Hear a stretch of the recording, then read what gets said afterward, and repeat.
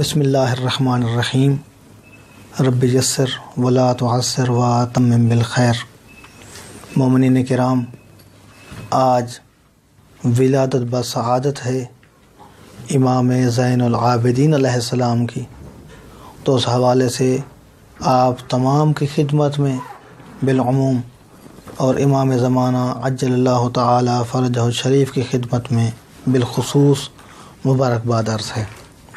امام علیہ السلام کی ولادت بسعادت ہوتی ہے 15 جمادی الاول سن 38 ہجری 38 15 جمادی الاول سن 38 ہجری امام علیہ السلام کی ولادت بسعادت ہے، اور سن 95 ہجری 25 محرم الحرام کو امام علیہ السلام کی شہادت ہے۔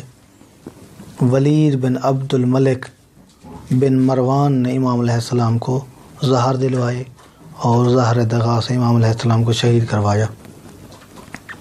امام علیہ السلام کی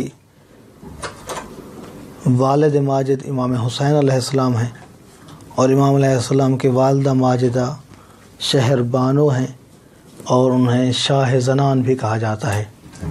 امام علیہ السلام کا نام علی ہے، زین العابدین امام علیہ السلام کا لقب ہے۔ علی نام رکھنے کی وجہ امام حسین علیہ السلام کی محبت ہے اپنے والدین کے ساتھ، مولا کائنات امیر المؤمنین حضرت علی علیہ السلام کے ساتھ، اور سیدہ نساء العالمین بنت رسول سرکار فاطمۃ الزہرا سلام اللہ علیہا کے ساتھ۔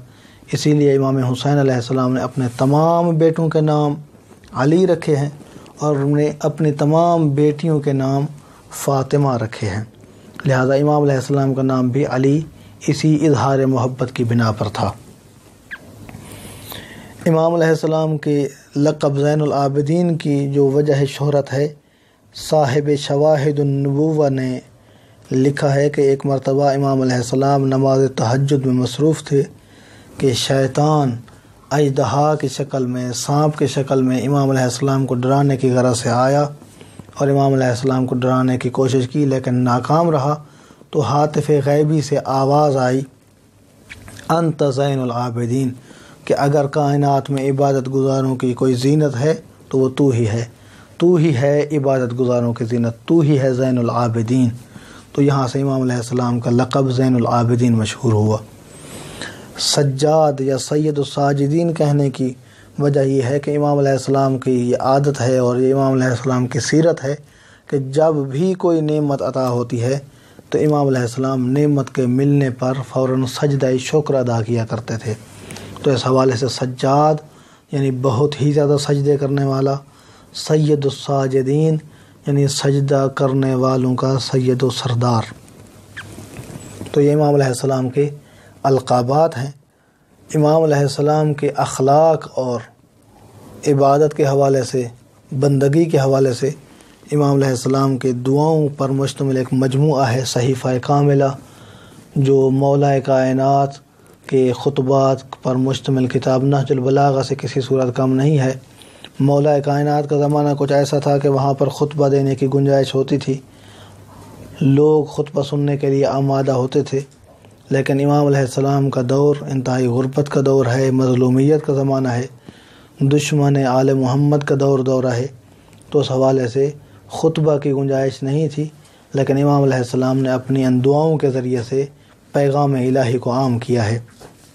امام علیہ السلام کے واقعات اور کمالات میں سے ایک واقعہ ان کے بچپن کا ابراہیم بن ادھم راوی ہیں۔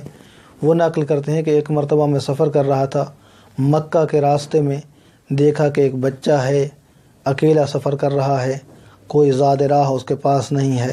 تو میں نے تعجب سے پوچھا، حیران ہو کر پوچھا، گھبرا کر پوچھا کہ کون ہو، کہاں جا رہے ہو؟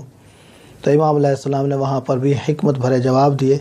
امام علیہ السلام نے ارشاد فرمایا، اگر میرا زاد راہ پوچھنا چاہتے ہو تو زادی تقوائی، اگر میرا زاد راہ پوچھنا چاہتے ہو سفر کا سامان تو تقوی ہی میرا زاد راہ ہے۔